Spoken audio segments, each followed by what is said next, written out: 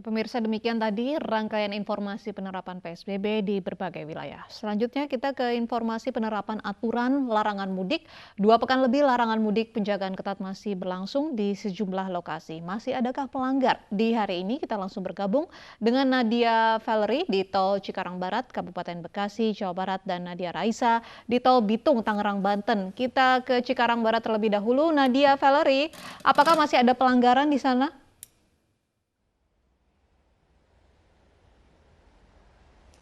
Ya, Uci, Abe, dan juga pemirsa, hingga hari ke-16 pelaksanaan operasi ketupat 2020, hari ini masih ditemukan sejumlah pelanggaran dari pengendara yang terindikasi akan melakukan mudik melewati pos penyekatan Cikarang Barat.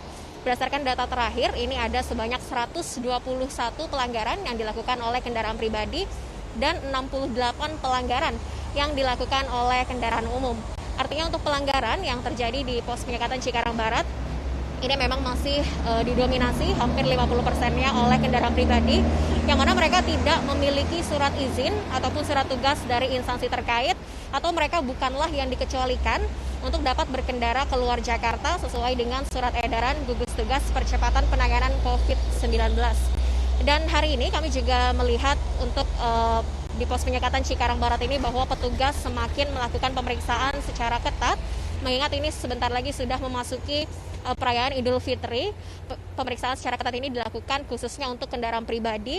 Ini petugas akan mengecek satu persatu apakah pengendara ini memiliki surat izin untuk berkendara keluar Jakarta, dan untuk kendaraan truk bermuatan besar juga masih akan tetap diperiksa, khususnya bagi mereka yang bagasinya ini hanya berupa tenda ataupun ditutupi kain saja, mengingat hal ini mempermudah pengemudi untuk menyembunyikan pemudik di dalam bagasi tersebut. Dan tadi kami juga sempat berbincang dengan Kakor Lantas Polri Irjen Pol Istiono saat melakukan kunjungan siang hari tadi, bahwa sejauh ini untuk sanksi yang dikenakan bagi para pelanggar ini sanksi maksimal, yakni berupa diputarbalikan atau dikeluarkan di gerbang tol terdekat. Dan Polri memastikan tidak akan mengenakan sanksi pidana ataupun sanksi denda. Namun khusus untuk truk bermuatan besar ataupun angkutan bus dan juga travel, ini dikenakan sanksi tambahan yakni berupa tilang, yakni sesuai dengan pelanggaran pasal Undang-Undang Lalu Lintas yang dilakukan oleh masing-masing pengendara, baik itu untuk mengangkut penumpang ataupun menurunkan penumpang di jalan tol. Nantinya mereka akan dikenakan tilang, namun tetap juga dikeluarkan di gerbang tol terdekat seperti pelanggaran yang dilakukan oleh pengendara kendaraan pribadi. Ya, Uci, Abe. Baik, terima kasih Nadia Valery, laporan Anda langsung dari Cikarang Barat. Kita akan menuju ke Nadia Raisa di Tol Bitung, Tangerang, Banten. Nadia, apakah masih ada pelanggaran hari ini? Ya, Abe dan Uci, memang hingga saat ini masih ditemukan pelanggaran yang dilakukan oleh pengendara yang terindikasi mudik di ruas tol Jakarta Cikampek, tepatnya di pos penyekatan exit tol Bitung, Tangerang, tempat saya berada. Di sini jumlah pelanggaran totalnya mencapai 53 pelanggaran hingga saat ini, yang terdiri dari 14 kendaraan pribadi, 12 bis, dan juga 27 kendaraan travel seperti elf dan juga minibus. Kondisi lalu lintas di sini terpantau cukup lengang karena memang volume kendaraan yang melintas juga sedikit, dan menurut informasi yang kami dapatkan, jumlah pelanggaran menurun dibandingkan dengan hari sebelumnya. Petugas pun masih terus melakukan pemeriksaan, dan bagi pengendara yang terindikasi ingin mudik, mereka diminta untuk keluar tol Bitung berputar arah kembali ke Jakarta. Sementara untuk pengendara yang ingin berangkat ataupun pulang bekerja, mereka jika memiliki surat izin tugas masih diperbolehkan untuk melanjutkan perjalanan. Begitu pula ada pengecualian bagi kendaraan-kendaraan logistik yang membawa makanan, obat-obatan, bantuan, lalu ambulans dan juga kendaraan dinas masih diperbolehkan untuk melanjutkan perjalanan melintasi area ini.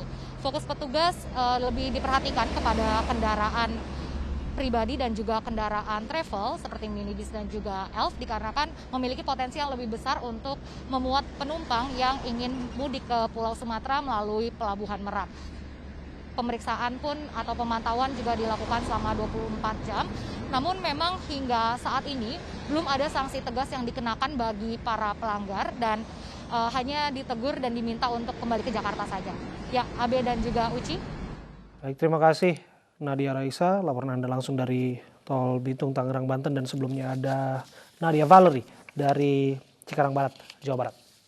Puluhan kendaraan diminta putar balik di pintu keluar gerbang tol Cikampek, Jawa Barat. Ya, rata-rata kendaraan yang diminta putar balik mengangkut pemudik yang akan kembali ke kampung halamannya.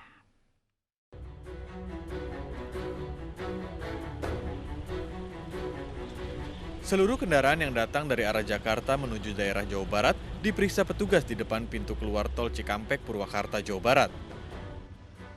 Jika tidak memiliki surat izin, maka kendaraan langsung diperintahkan untuk putar balik kembali ke Jakarta. Bahkan sejumlah pemudik mengakali petugas dengan menggunakan kendaraan berplat daerah agar bisa lolos dari pemeriksaan. Setiap harinya petugas menemukan dan meminta sekitar 50 kendaraan untuk putar balik kembali ke Jakarta. Masih terdapat untuk masyarakat yang mudik. Per hari ada sekitar 40-50 kendaraan yang kita putar balikan. Pemeriksaan akan terus digelar mengingat gerbang tol Cikampek merupakan jalur penghubung Jakarta menuju wilayah Jawa. Dari Purwakarta, Jawa Barat, Irwan, iNews melaporkan. Banyaknya pemudik yang nekat menerobos jalur alternatif menuju kota Jember membuat Muspika Kecamatan Sumberbaru menutup jalur alternatif yang berada di Desa Jatiroto dengan tumpukan batu. Hal tersebut bertujuan agar pemudik melintasi jalan utama dan terpantau petugas pemeriksaan COVID-19.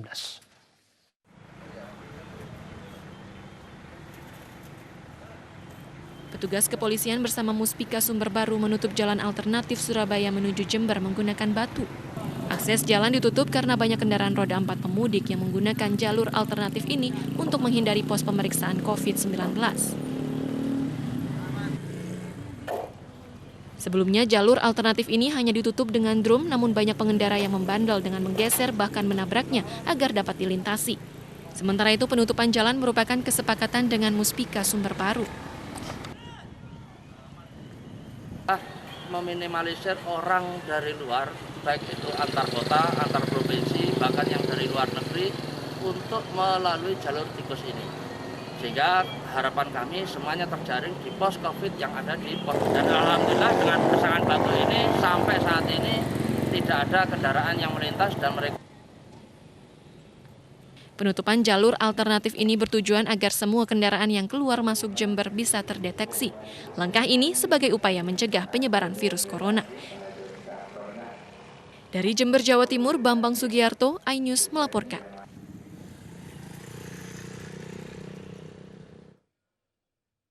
Pemerintah mengintensifkan pemberantasan virus corona dengan mengirimkan alat-alat laboratorium penelitian COVID-19 ke sejumlah lembaga dan institusi pendidikan. Salah satunya adalah Universitas Airlangga Surabaya yang mendapat bantuan peralatan laboratorium baru.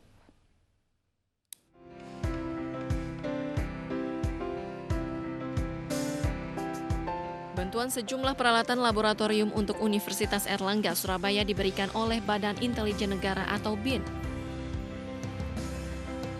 Bantuan ini merupakan wujud kerjasama dan dukungan BIN dalam meningkatkan kemampuan laboratorium COVID-19 Unair dan percepatan pembuatan formula baru obat penyakit infeksi dengan potensi pandemik. Bantuan ini diterima oleh Rektor Universitas Airlangga Muhammad Nasih. Pekerjaan ini sangat tidak mudah dan ini perlu ada kerjasama dari semua pihak secara gotong royong dan terus-menerus dengan kekuatan sebagaimana kekuatan kita masing-masing. Bagaimana ini disinergikan, salah satunya maka kami bekerja sama dengan berbagai lembaga, ya, lembaga penelitian, rumah sakit dalam hal ini, dan salah satunya yang kami lihat di sini ada ahli-ahlinya ya. Sangat banyak terima kasih dan apresiasi atas support dari kawan-kawan BIN, termasuk bantuan yang hari ini dikirimkan untuk mendukung kerja-kerja kami. Dengan target yang sama itu adalah pengembangan obat OPB istilahnya, obat pengembangan baru. Itu istilah di Indonesia yang mana ini juga menjadi tantangan bagi Indonesia untuk bisa secara mandiri menghasilkan obat pengembangan baru khususnya untuk anti COVID-19. Bantuan kemanusiaan yang diserahkan BIN kepada Unair sebanyak 5 unit peralatan laboratorium ditambah plastikware dan biaya penelitian untuk menemukan obat anti COVID-19. Diharapkan bantuan ini dapat meningkatkan kapasitas uji coba COVID-19 dari 320 sampel per hari menjadi 500 sampel per hari. Tim Liputan iNews melaporkan. Polisi menetapkan 3 tersangka dalam kasus pembunuhan seorang wanita muda yang jasadnya disimpan di dalam kardus di Medan, Sumatera Utara. 2 pelaku merupakan narapidana asimilasi yang baru bebas April lalu. Sementara 1 lainnya adalah ibu salah satu pelaku. Menurut polisi, tersangka J merupakan penghuni rumah tempat korban dibunuh. J juga merupakan otak pelaku dan berperan sebagai eksekutor. J menganiaya korban hingga pingsan usai ajakan berhubungan badan dirinya ditolak. Setelah pingsan, pelaku J juga sempat menyetubuhi korban sebelum akhirnya membunuh korban dengan senjata tajam.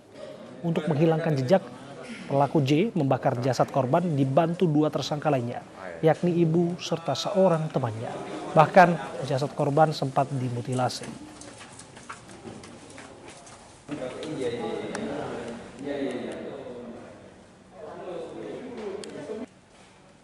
Selain menetapkan 3 tersangka, polisi juga menyita sejumlah barang bukti, antara lain surat wasiat yang direkayasa pelaku, sejumlah botol racun serangga yang digunakan pelaku untuk membuat skenario seolah-olah bunuh diri, sejumlah senjata tajam,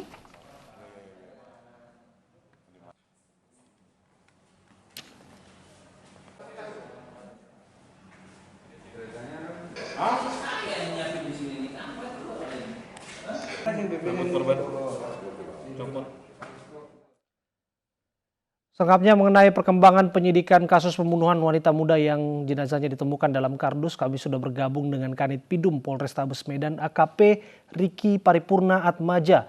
Assalamualaikum, selamat malam Pak Riki. Waalaikumsalam. Pak Riki, polisi sudah menetapkan 3 orang tersangka. Bisa dijelaskan peran masing-masing pelaku, motifnya hingga tega menghabisi nyawa korban?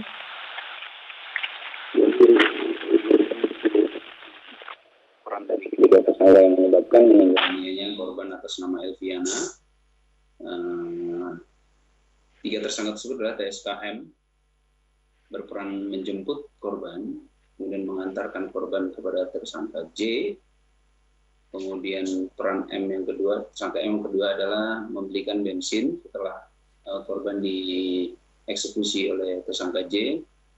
Kemudian setelah dibakar, tersangka M berperan juga membatalkan pesanan Grab yang gagal. Kemudian tersangka M juga berperan untuk merekayasa terjadinya pembunuhan tersebut dengan seolah-olah dialah pembunuhnya dengan meminum racun. Ternyata rencana tersebut gagal karena tidak bisa meninggal dunia. Dia minum racun, tidak gagal upaya bunuh diri yang dilakukan oleh tersangka M. Kemudian tersangka J perannya adalah dia membenturkan kepala korban karena tidak mau diajak bersetubuh di kamar mandi. Kemudian setelah pingsan melakukan persetubuhan terhadap korban yang sudah tidak berdaya. Kemudian setelah melakukan persetubuhan tersebut, menusuk dada sebelah kiri dari korban dengan pisau dapur. Kemudian setelah itu melakukan upaya mutilasi dengan memotong bagian perut, kemudian lengan kanan atas, kemudian menyuruh tersangka J untuk membeli BBM berupa bensin sebanyak 2 botol untuk membakar. Yang membakar itu sendiri adalah tersangka J di dalam kamar mandi. Kemudian tersangka J juga setelah itu memesan Grab yang dibatalkan oleh tersangka M karena kardusnya berceceran darah.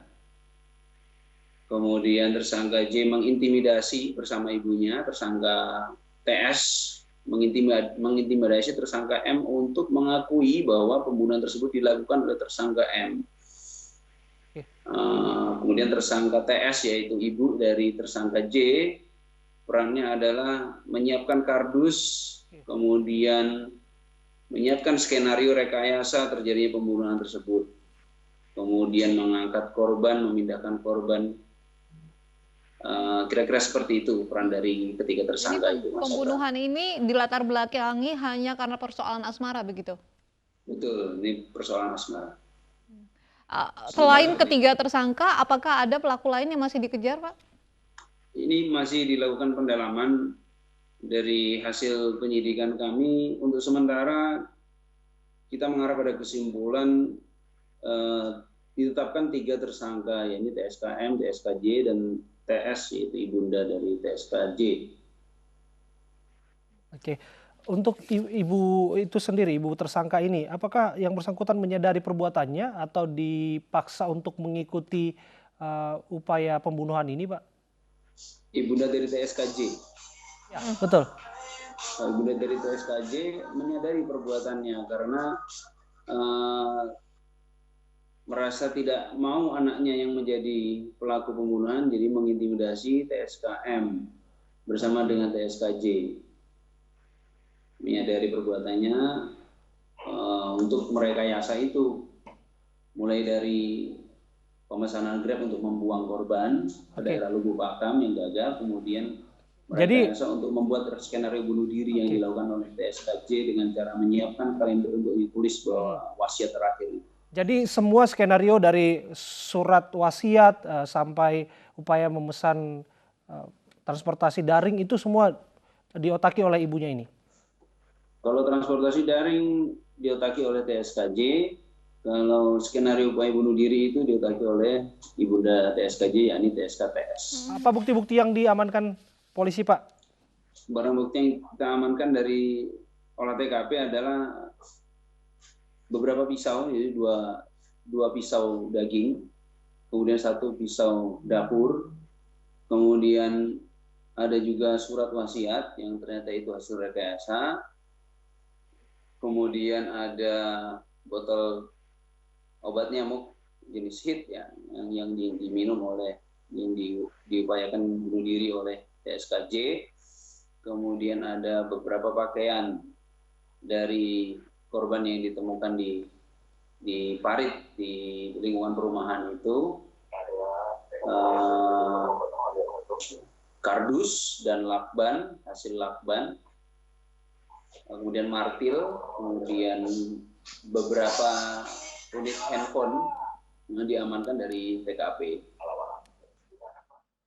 Baik, terima kasih AKP Riki Paripurna, Kanit Pidum Polrestabes Medan sudah bincang bersama kami.